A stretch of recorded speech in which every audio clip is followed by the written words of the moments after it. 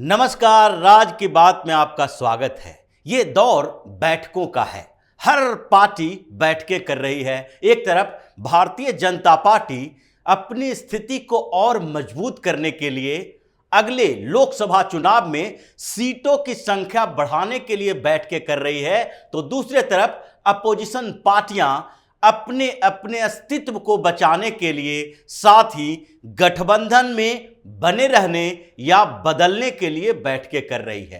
कांग्रेस की बैठकें भी हो रही है। वो कुछ राज्यों में अपने विद्रोही नेताओं को शांत करने के लिए बैठकें कर रही है, तो दूसरी तरफ आगे की रणनीति बना रही है कि कौन कौन सी पार्टियों को अपने साथ रखा जाए। बैठक तो एनसीपी में भी चल रही है कि अब आगे उसका क्या होगा। शरद पवार को राजनीति से संन्यास ले लेना चाहिए या फिर अजीत पवार को सब कुछ सौंपकर सुप्रिया सुले के बारे में कहना चाहिए कि अपनी बहन के आगे की जिम्मेदारी तुम संभालो और अब हम राजनीति से संन्यास लेते हैं, यानी एक्टिव पॉलिटिक्स छोड़ देते हैं। इन्हीं बैठकों में कुछ बैठकें ऐसे हुई जो कि सबसे महत्वपूर्ण मानी जा रही है। एक बैठक भारतीय जनता पार्टी की जो कि गुवाहाटी में है, दूसरी बैठक अपोजिशन पार्टियों की जिसमें यह चर्चा हो रही है कि उन्हें एनडीए के साथ जाना चाहिए या फिर यूपीए के साथ जाना चाहिए।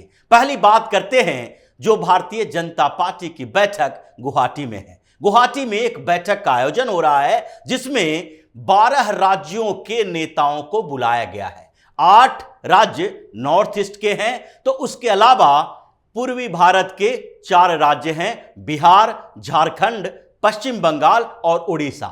इन राज्यों के यानी 12 राज्यों की रणनीति बनाए जाने के लिए बड़ी बैठक की जा रही है और उसके नेतृत्व जो कर रहे हैं वो महासचिव संगठन भारतीय जनता पार्टी के जो जनरल सेक्रेटरी हैं ऑर्गेनाइजेशन के बीएल संतोष, उनको जिम्मेदारी दी गई है कोऑर्डिनेशन की। और उसमें शामिल होने वाले हैं जो नॉर्थ ईस्ट स्टेट्स के भारतीय जनता पार्टी के मुख्यमंत्री, प्रदेश यूनिट के प्रमुख यानी प्रदेश अध्यक्ष और साथ ही कुछ और नेता यानी सांसद और एमएलए भी इसमें शामिल होंगे। इसमें बड़ी रणनीति बनाई जा रही है कि जो पिछली बार इन सारे राज्यों को मिलाकर 142 लोकसभा सीटों में से 68 सीटों पर भारतीय जनता पार्टी की जीत हुई थी, जिसमें उड़ीसा 21 सीटें हैं, झारखंड 14 सीटें हैं, बिहार में 40 लोकसभा की सीटें हैं, पश्चिम बंगाल में 42 लोकसभा की सीटें हैं और नॉर्थ ईस्ट के सारे स्टेट मिलाकर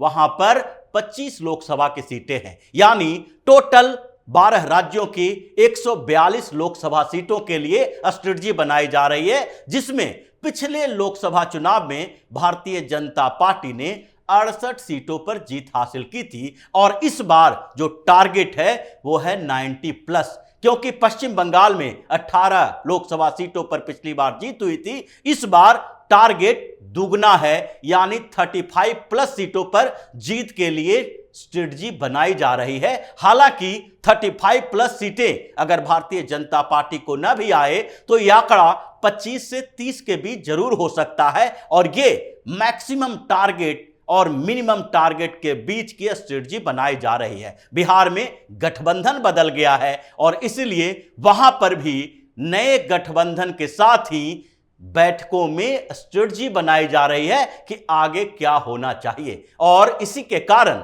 जो भारतीय जनता पार्टी की बैठक गुवाहाटी में चल रही है, हेमंत बिश्व शर्मा भी उसमें शामिल हैं, सर्बानंद सोनोवाल भी शामिल हैं और भारतीय जनता पार्टी के बिहार इकाई के नेता भी शामिल हैं। नीतीश कुमार की बेचैनी ऐसे ही बढ़ा दी है कि अब एनसीपी के बाद नंबर नीतीश कुमार की पार्टी जनता दल यूनाइटेड की ही है। या इस तरह को अगर देखा जाए तो भारतीय जनता पार्टी टारगेट बढ़ाने में लगी हुई है, तो दूसरी तरफ अपोजिशन पार्टी की मीटिंग चल रही है। गुवाहाटी मीटिंग से ऐसे ही इन 12 राज्यों में जो नए समीकरण बनने वाले हैं उससे कांग्रेस भी परेशान है और वहां के क्षेत्रीय पार्टियां भी, चाहे ममता बनर्जी हो, नीतीश कुमार हो, लालू यादव हो या फिर हेमंत सोरेन हो, ये सारे के सारे नेता जो पेशो पेश में पड़े हुए हैं कि आगे अब क्या होने वाला है। लेकिन एक तरफ कुछ अपोजिशन पार्टीज की मीटिंग चल रही है और उन मीटिंग में यह तय किया जाना है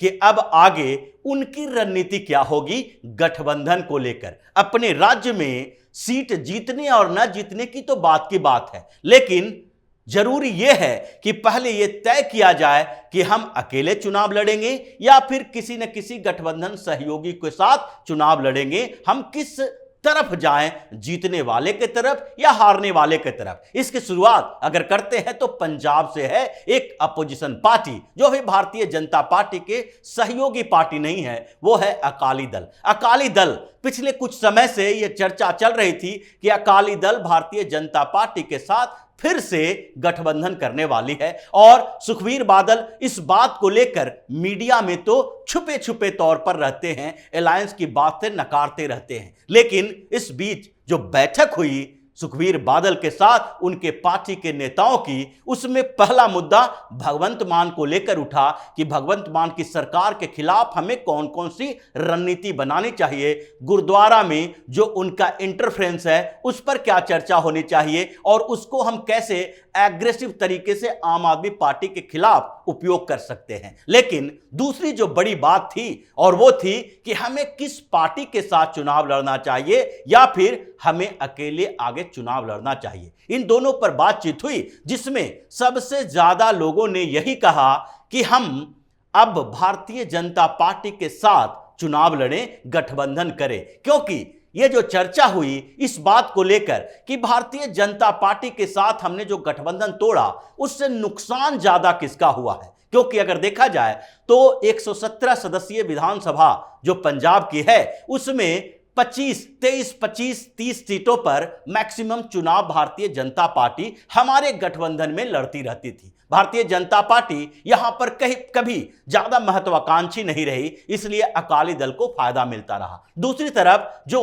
13 लोकसभा की सीटें हैं उसमें भारतीय जनता पार्टी को हम लोग गठबंधन में 3 सीटें शेयर के तौर पर देते थे। लेकिन अब जबकि हम दोनों एक दूसरे से अलग हो गए हैं तो भारतीय जनता पार्टी को तो नुकसान हुआ, यह कोई दो राय नहीं है, इसमें नहीं कहा जा सकता कि नुकसान नहीं हुआ है। लेकिन जो भारतीय जनता पार्टी पहले 10-12 विधानसभा की सीटों पर जीत दर्ज करती थी वो 2-3-4 सीटों पर सिमट गई है। लेकिन हमारे पास तो सरकार बनाने के लिए छोड़ दीजिए, हमारे बड़े बड़े नेता धाराशायी हो गए विधानसभा के चुनाव में। दूसरी बात जो लोकसभा की बात है वहां पर रेशियो बहुत अलग है। 10 लोकसभा की सीटें हमारे पास होती है, 3 उनके पास होती है। अब इसमें भारतीय जनता पार्टी अगर एक आध सीट हार भी जाए तो वो 2 से 3 का ही आंकड़ा इधर उधर हो सकता है। लेकिन हमारी स्थिति क्या है, हमारी स्थिति तो बद से बदतर हो गई है, इसलिए एनडीए में वापसी करना जरूरी है। हालांकि सुखबीर बादल ने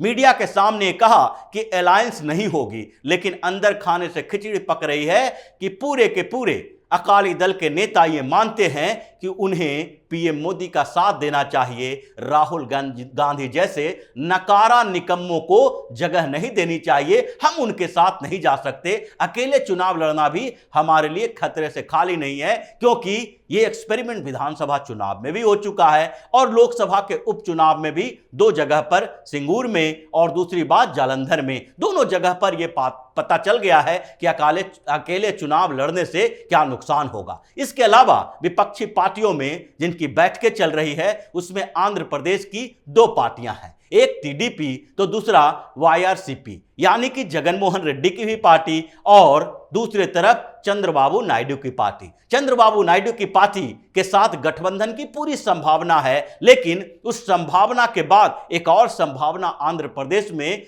देखा जा रहा है भारतीय जनता पार्टी के अंदर। एक तरफ तो भारतीय जनता पार्टी ने वहां जो प्रदेश अध्यक्ष बनाया है डी पुरंदेश्वरी को, वो टीडीपी के प्रमुख चंद्रबाबू नायडू की साली हैं, यानी कि पारिवारिक संबंध है। यह संभावना बन रही है कि भारतीय जनता पार्टी टीडीपी के साथ गठबंधन करेगी।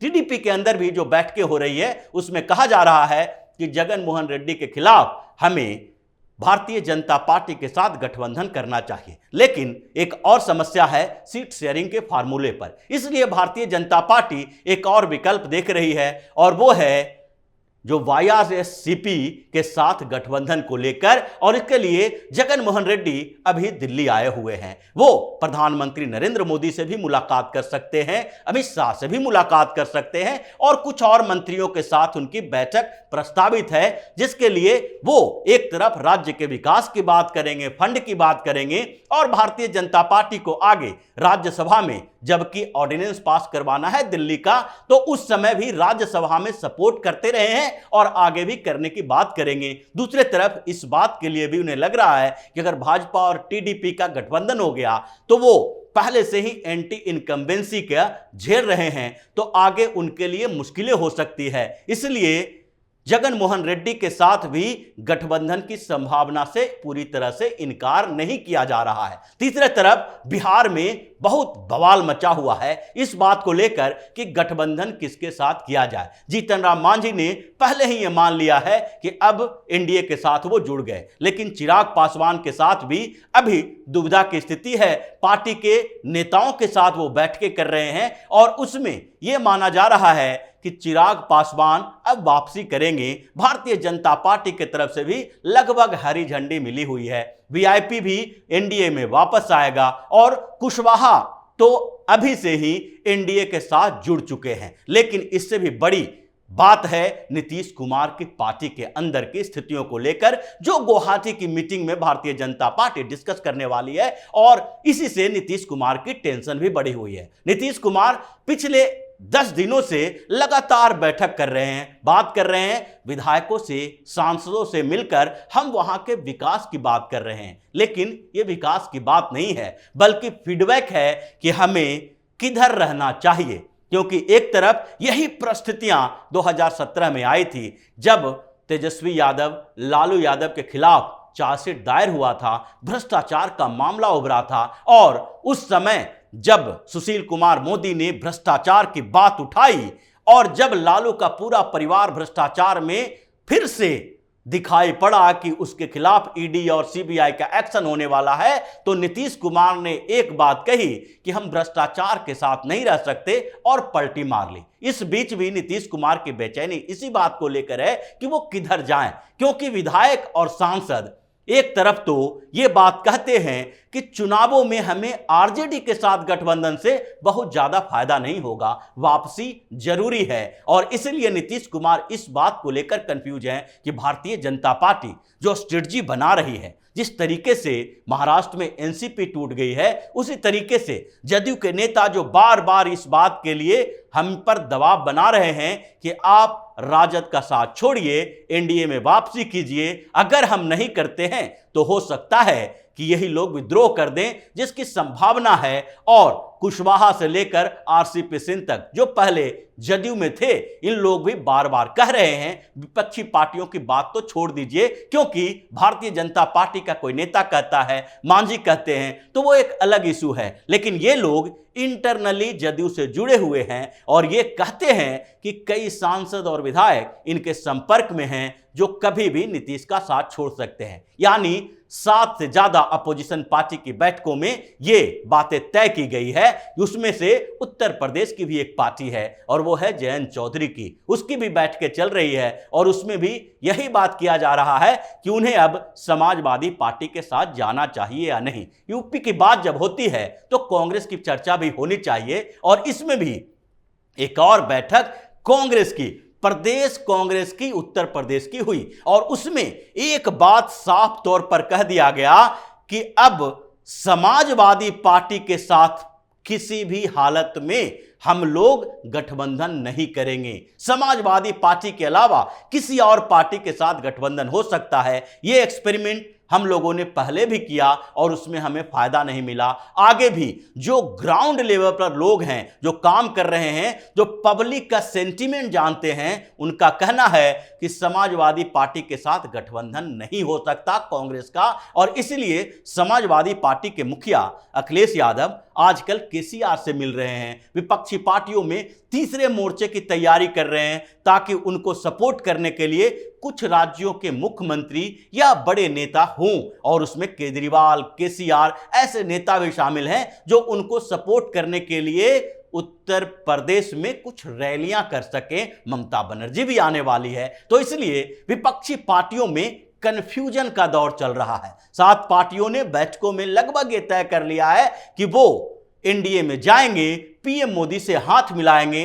राहुल गांधी को हर मीटिंग में नकारा निकम्मा बताया गया कि उनका भविष्य नहीं है। अगर हम लोग अपना भविष्य खराब करना चाहते हैं, सियासत में अपना अस्तित्व मिटाना चाहते हैं, तो कांग्रेस का सहयोग करते रहो। यानी बैठकों के इस दौर में हर जगह कंफ्यूजन है, लेकिन भारतीय जनता पार्टी की बैठकों में सिर्फ एक बात की चर्चा हो रही है, किस प्रदेश में कितने % लोकसभा के सीटों पर हमें कब्जा करना है, पिछली बार से ज्यादा सीटें लानी है। और इसके लिए जरूरी है कि स्ट्रेटजी बदलो, छोटी पार्टियों के साथ भी गठबंधन करो और डिस्ट्रिक्ट लेवल पर भी कम से कम जो छोटी छोटी पार्टियां हैं उसको अपने साथ लाने की कोशिश करो और नेताओं को जमीनी हकीकत जानने के लिए भेजो। तो इसी तरह की खबरों के साथ फिर से हाजिर होंगे। तब तक के लिए बने रहिए हमारे साथ और देते रहिए हमें सहयोग, ताकि इसी तरह की खबर हम आपके लिए लाते रहें।